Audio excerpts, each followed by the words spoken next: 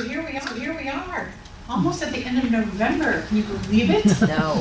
No, exactly. No. The month of November is typically all about gratitude, and we as a society kind of turn to that topic this month. And I promise I will talk about it next week for our Thanksgiving celebration.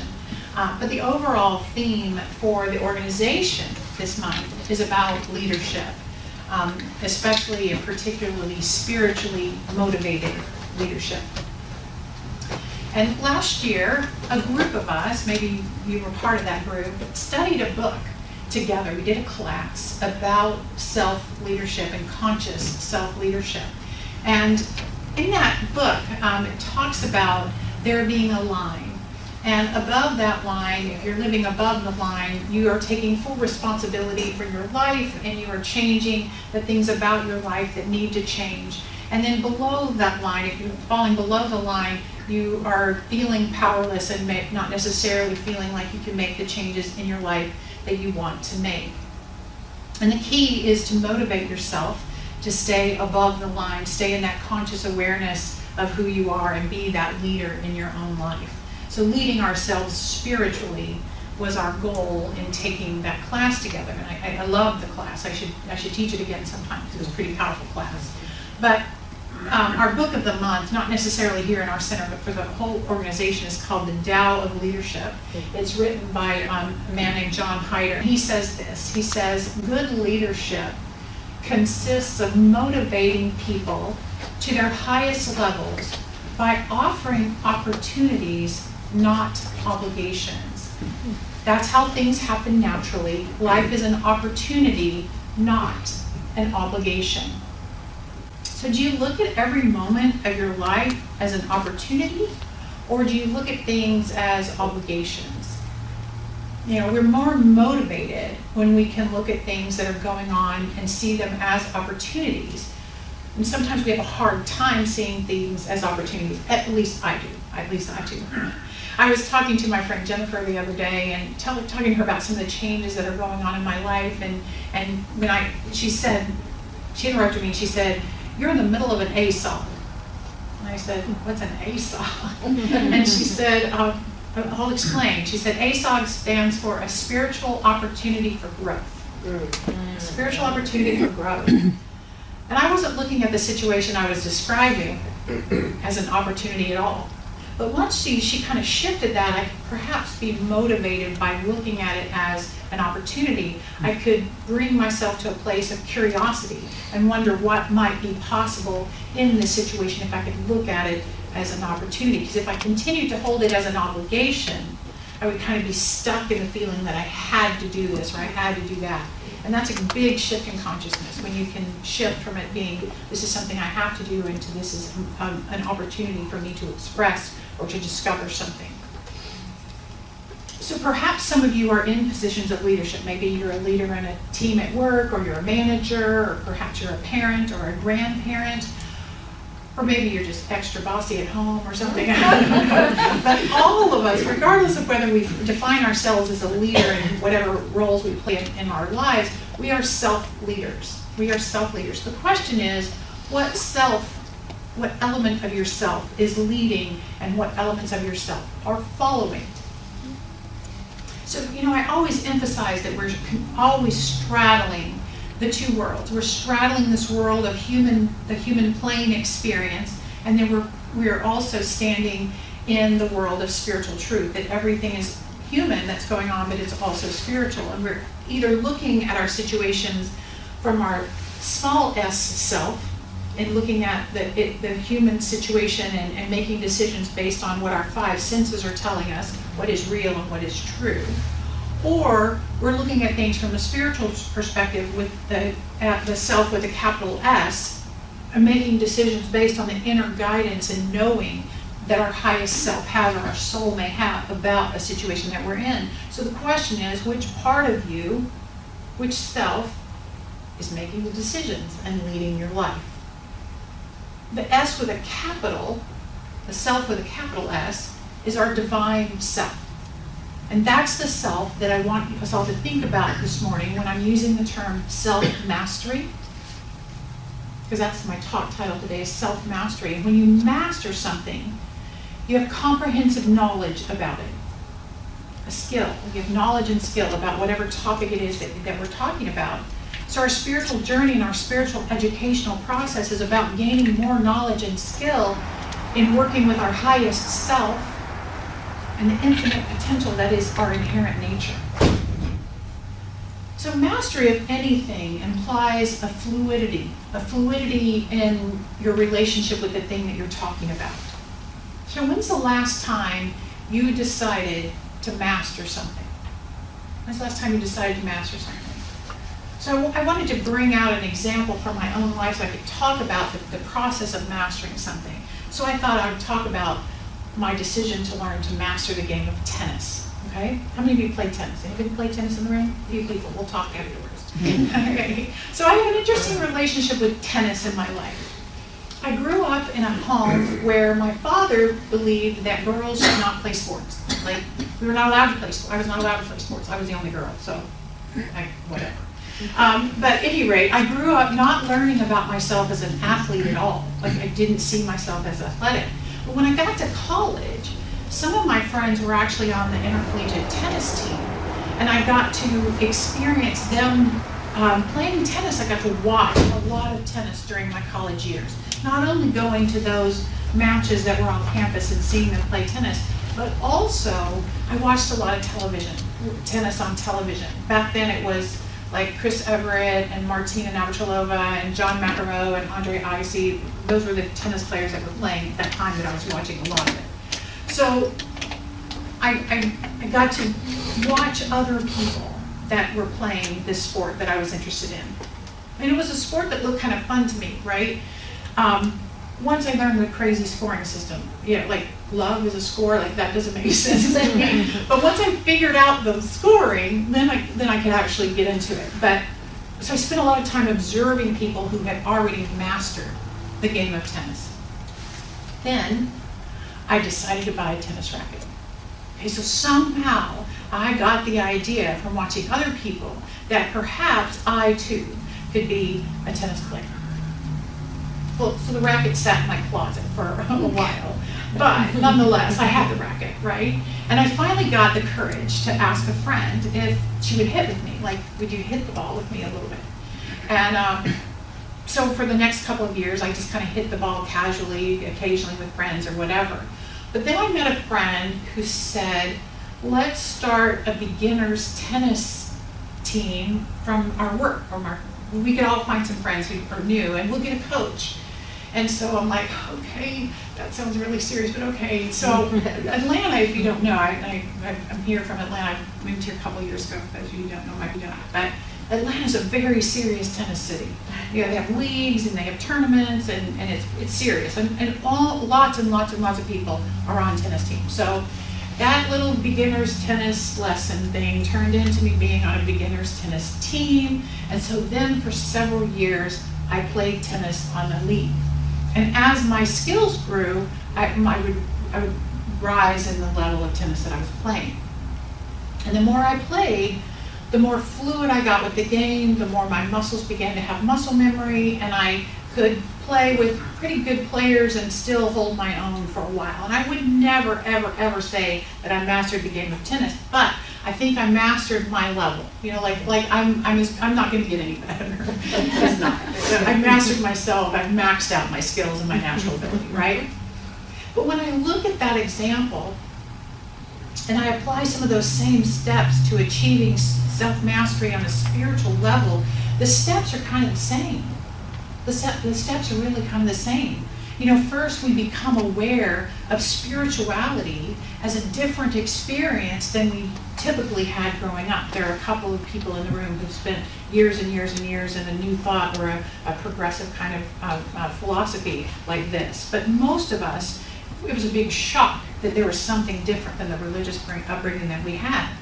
So we began to see a different possibility, just like I became aware that, maybe I could be an athlete. I could see something different for myself. We get curious about it and we start reading about spirituality, or maybe watching TED Talks or whatever we can find about this new topic. We do it all kind of from a distance, sort of like I was watching tennis on TV. We just kind of do it from a distance for a little while, right? And then we scooch a little closer to it, and we might find some people to personally observe on a spiritual path. We might get curious about some people. We kind of learn the scoring system, if you will, or how life works from that perspective. And we buy a few books, sort of like I bought a tennis racket. And yes, they'll sit on your nightstand. If you don't have books on your nightstand yet, don't worry, you will. And we just kind of like the feeling of them being there. We might not even read them, but there's something new about that possibility of them there sitting there. And we might go with a friend to a center like this, or come in and decide to take a class. And the more we learn and we lean in, the more we begin to understand the concepts. We begin to understand and start to speak about our situations from a higher perspective. And this is sort of like learning to kind of beginner hit the ball a little bit. And then perhaps we actually implement a spiritual practice. We start doing some intensive work on ourselves, and we soon realize that our thoughts are beginning to shift in a more positive direction. We're beginning to see ourselves as more a part of the oneness that we talk about, and the power that we have as a spiritual being, and we start to release our tightly held fears. And over time, we become more fluid in our spirituality, much like I became more fluid on a tennis court. And the steps towards mastery are basically the same, whatever you're trying to master, right? Just as I mastered tennis, I learned the rules of the game, yes, but I also learned more about the laws of physics and how they related to that little yellow ball bouncing off the strings or bouncing off the court or the net or whatever. I learned about the law of physics. And self-mastery involves the same thing, learning the rules of life and the spiritual laws that are always at play. Spiritual self-mastery is the ability to use the creative process to directly influence this infinite potential, this energetic universe that we live in. We're learning how to work with it. Self-mastery relates to our divine connection to Source, which is God, right? Ernest Holmes, the founder of our philosophy, says it this way: all nature waits on man's recognition of and cooperation with her laws, and is always ready to obey his will, but man must use nature's forces in accordance with her laws and in cooperation with her purpose, with nature's purpose, which is goodness, truth, and beauty, if he wishes to attain self-mastery. If we're going to attain self-mastery, we have to align ourselves with the purposes of the universe, right? The physical laws that I learned to work with on the tennis courts were always in existence. Those laws, way the ball bounces, they work for everybody. They were just waiting for me to recognize them and understand my relationship to me and my racket and the ball and the net and the court. It was all just waiting for me to figure it out. I didn't have to be special to use the laws. I didn't even have to be a professional athlete. Those were available to me just as they were available to anybody else. And the spiritual laws and the purpose of life, which he says is goodness, truth, and beauty, are eternally available to all of us. They're just waiting for us to recognize them and align ourselves with them. But this alignment takes focus and practice and time. And no matter what laws we're trying to master, no matter what topic we're working with, it takes focus and practice and time. And then we can reach our own level of mastery by applying ourselves and leading ourselves deeper into the subject. And see, what I know is that it's so much easier to see someone else's missteps.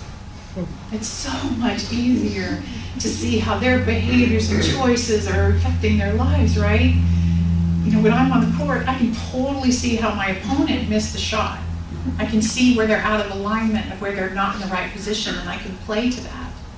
But I can't recognize my own footwork mistakes. I can't see it in myself. I don't know why I missed the shot. I don't know why I went and hit the net or whatever, because I can't see myself. It's nearly impossible. And the Tao of Leadership talks about this too. It says, to know how other people behave takes intelligence, but to know myself takes takes wisdom. To manage other people's lives takes strength. But to manage my own life takes true power. Breathe that in. Self-mastery in any area of life means that you have figured out how to respond to what is going on around you. In tennis, it means you have to figure out how to return the ball, how to respond and keep it in play long enough to make a point or to win a game. But in spirituality, it means that you've figured out how to respond and consider your circumstances and relationships from a higher perspective and develop that ability to respond in a way that is empowering to you and that makes your life better. Do you know who Stephen Covey is? Stephen Covey's that business. He talks about responsibility, and he breaks it down as the ability to respond. That's what responsibility is, the ability to respond. Self-mastery is the ability to respond. Covey says this: responsibility is the ability to choose our response to any circumstance or condition. When we are response-able, our commitment becomes more powerful than our moods or our circumstances, and we keep the promises and resolutions we make and gain a certain sense of self-mastery, the ability to respond. Randy and I were talking about this before service today. Sometimes we forget that in this teaching we think we create all of our lives. What we really are is we are creating our ability to respond to whatever is going on. Covey talks about commitment. What are we trying to commit to? What are we trying to stay committed to on this spiritual path? We're trying to stay committed to the perspective that everything is God. Everything in form and experience is God expressing. We're trying to stay committed to the idea that I have the power to think the thoughts that I want to think and say the words that I want to say and make the choices that I want to make. That's what I'm trying to stay committed to. We're trying to stay committed to the reality that my quality of life is greatly impacted by the mastery of my ability to respond. Here's a funny truth. So I've lived here 2 years. I have not picked up a tennis racket in almost 2 years. It's hot down here, y'all. But the other day, I actually did. I found someone who could play tennis, and I picked up a tennis racket after not having played for over 2 years. And my ability to respond to the ball was drastically reduced from the last time I held a racket. I was rusty. That's a kind way of saying I sucked. In that moment, I wished I had stayed committed to the sport, to my racket, to my practice, to deepening my mastery, at least holding on to it, for God's sake. And I think it's the same thing with self-mastery at this level too. I have to keep taking classes. I have to be in community. I have to be here with all of you to remember who I am and what I'm here for and what my life is really about. That's what I have to do. I have to keep practicing. It takes constant practice for me to see a world that works for everyone and to participate in creating a world that works for everyone. And tennis is just kind of a side little sport. It's no big deal if I don't practice that. But let's not forget that when we work towards self-mastery, we're going to positively impact our entire lives. Our entire lives, not just the time we spend together here on Sunday. If we can stay in an internal space where our highest self, with a capital S, is making the decisions and leading our lives, we're going to have a positive effect on everything. We're going to have more peace of mind. We're going to have less anxiety. We're going to have less stress. We're going to have a sense of belonging and less fear. We'll hit the ball back over the net more reliably in our work situations, in our relationships, in our health, and all the things that we're about. So how do we practice this? How do we practice? Every day, no matter what situation you find yourself in, ask yourself, what would my highest version of myself do in this moment? If I absolutely knew that I couldn't make a mistake, what would I choose?